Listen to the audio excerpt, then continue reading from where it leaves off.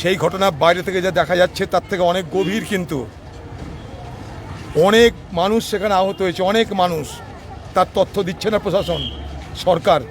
আমি আজকে হাসপাতালে এসেছিলাম অনেক খোঁজ পেয়ে, সেখানে দেখলাম 3টে গুলি খাওয়া শামসাগঞ্জ ঘটনা, 3 জন গুলি খাওয়া 3টে রুগীকে দেখলাম।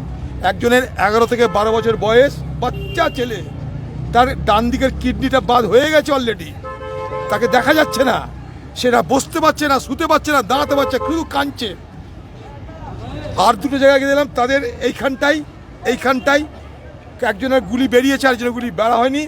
ডাক্তাররা বলছে গুলি বাড়াতে সময় লাগবে।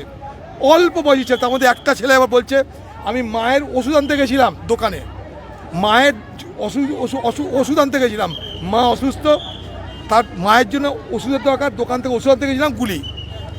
বলছে পিছন থেকে গুলি চললো, বিএসএফের ড্রেস পরা, সত্যি না মিথ্যা কেউ জানে না।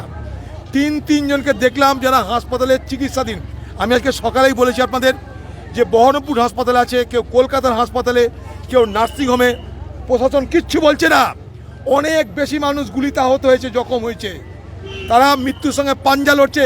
আপনার দয়া করে দেখেছেন বাচ্চা ছেলেটাকে, আমি এক্ষুনি দেখে এলাম, 12 বছর বয়স, সে কিডনি বাদ চলে গেছে এর মধ্যে একটা, তার যে কি কষ্ট কল্পনা করতে হবে না কি করছে সে বাচ্চাটা।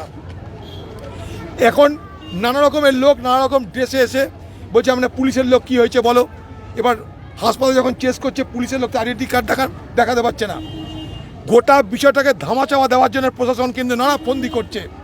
আমরা চাই সত্য উদ্ঘাটিত হোক, সত্য উদ্ঘাটিত, মানুষগুলোকে বাঁচান, যারা এখনো বেঁচে আছে থেকে বাঁচান আপনারা। এই যে আমি নিজে দেখে এলাম নিজের চোখে, সকালে আপনাকে যে অভিযোগ করেছি সে অভিযোগ হাতে কলমে দেখিয়ে দিলাম। এরকম অনেক মানুষ আহত হয়েছে, গুলি খেয়ে পড়ে আছে, তার কোনো হিসাব দিচ্ছে না সরকার না প্রশাসন, ধামাচাপা দেওয়ার চেষ্টা চলছে এই ঘটনাকে। এটা কি অন্যায় হচ্ছে, আমরা মানব না এগুলো। আমি এখান থেকে আজ থেকে আমাদের হাসপাতালের লোক আমি ডেপুট করে গেলাম, আমরা আরও এই তদন্তের গভীর তদন্তের জন্য আরও বেশি করে করে দাবি করতে থাকবো। দরকার আমরাও কোর্টে যাব এই জেলার পক্ষ থেকে, আমরা ছেড়ে কথা বলবো না। এইভাবে মানুষের মৃত্যু দেখতে পারবো না, যাদেরকে ভর্তি করতে তাদেরকে মারাও যেতে পারে। বাচ্চা ছেলে তো মনে হচ্ছে মারা যাবে। আমি যখন জিজ্ঞেস করছি বাঁচবে কি, বলতে পারছি না ডাক্তার, হ্যাঁ কি না, বলছে চেষ্টা করছি, ডান দিকে কিডনি বাদ, বাচ্চা ছেলে, সে মারামারি করতে গেছে, এইটুকু বাচ্চা ছেলে। क्या कहेंगे क्या करें, बोल दिया ना।